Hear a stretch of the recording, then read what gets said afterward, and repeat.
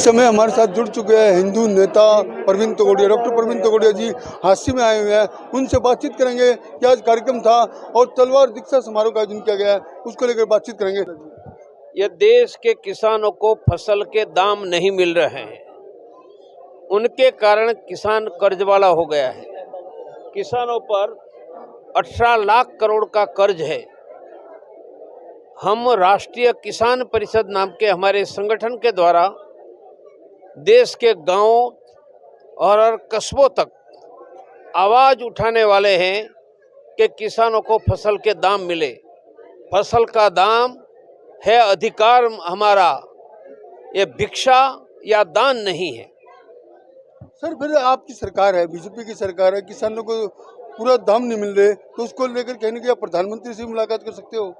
क्यों नहीं मिलेंगे? हमारे भाई हैं, मिलेंगे, गले लगेंगे और बात भी करेंगे। तो इसके अलावा आपने कहा हिंदू बटा तो देश कटा। हिंदू घटा तो देश कटा। तो इसके अलावा आपने कही शिक्षा की बात की गई, तो शिक्षा भी आज महंगी बहुत हो चुकी है, उसको लेकर क्या कार्रवाई कर रहे हो आप? देश में सस्ती शिक्षा की व्यवस्था होनी चाहिए, इसलिए सरकार को अपने बजट से शिक्षा के लिए ज़्यादा पैसे फंड अलॉट आवंटित करना चाहिए। हम हिंदू को जगा कर एक करेंगे। अब तलवार बांटी गई, ऐसी क्या आवश्यकता पड़ी? पूजा करने के लिए दुर्गा भवानी के सामने रखकर पूजा करेंगे। इसके अलावा बात की गई शिक्षा की बात की गई, तो शिक्षा भी बहुत महंगी हो चुकी है। आम व्यक्ति जैसे हिंदू हो चाहे कोई हो, वो इलाज कराने में असमर्थ है आज के टाइम में जी।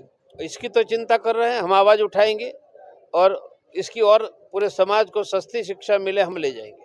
तो इसके अलावा और क्या योजनाएं हैं हिंदुओं जगह को? पर हनुमान चालीसा केंद्र। तो इसके अलावा देखा गया कि जो लोग जिहाद होता है जी, कई बार देखा गया लिव इन रिलेशनशिप होते हैं या धर्म परिवर्तन की बात आती है, उसमें कहीं ना कहीं काफी केस ऐसी आते रहते हैं। सब हिंदू जागेगा तो सब ठीक हो जाएगा। धन्यवाद। हिंदू ही आगे, अब तो हिंदू ही आगे। डंडे या कानून से बनाकर रखेंगे, अब तो हिंदू ही आगे। सुरक्षित हिंदू, सम्मान युक्त हिंदू, सस्ती शिक्षा, गुणवत्ता युक्त शिक्षा, शिक्षा के साथ रोजगार। तो हम तीसरा अभियान चलाएंगे, रोग मुक्त हिंदू, ये मैं यहाँ सिखाने वाला हूँ। चौथा, किसानों को फसल के दाम। मैंने किसान कितने हैं पूछा, ये देश के किसानों पर 18 लाख करोड़ रुपयों का कर्ज है। महंगाई बढ़ रही है, किसानों को फसल के दाम नहीं मिल रहे। किसानों को फसल का दाम देने की लड़ाई भी हम लड़ने वाले हैं।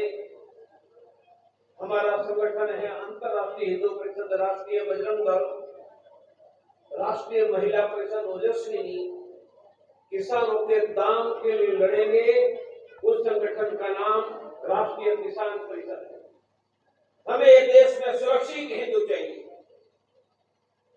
जब जब हिंदू घटा, हिंदू कटा, हिंदू लूटा, हिंदू भागा। अब हम दो हमारे दो नहीं हैं, हम दो हमारे पौने दो हैं।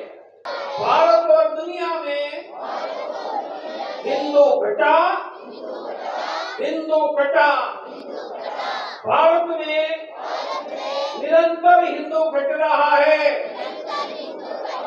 हमारा संकल्प, भारत में हिंदुओं का बहुमत डंडे या कानून से बनाकर रखेंगे। इसलिए जनसंख्या नियंत्रण कानून बने।